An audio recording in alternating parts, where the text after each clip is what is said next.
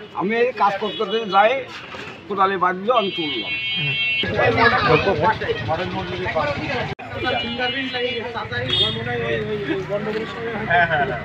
ওই যে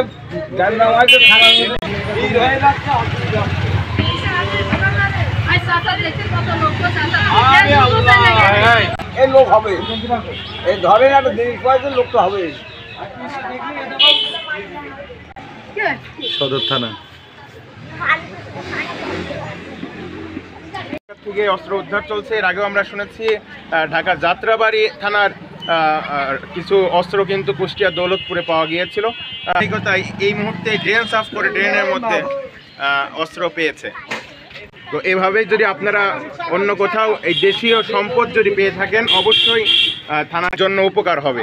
রাষ্ট্রের সম্পদ এইগুলা, তো রাষ্ট্রীয় সম্পদ এভাবেই বিভিন্ন জায়গায়। আমি এই কাজ করতে যাই, কোদালে বাঁধলো, আমি তুললাম।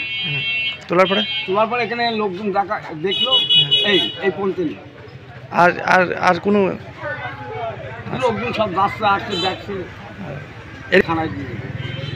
আমাদের ভয় নাই, আমি তো ধরেন পৌরসভা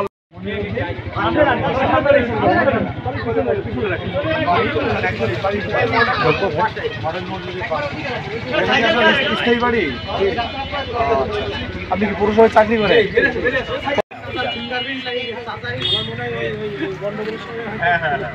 ওই যে থানার হয়ে যাচ্ছে।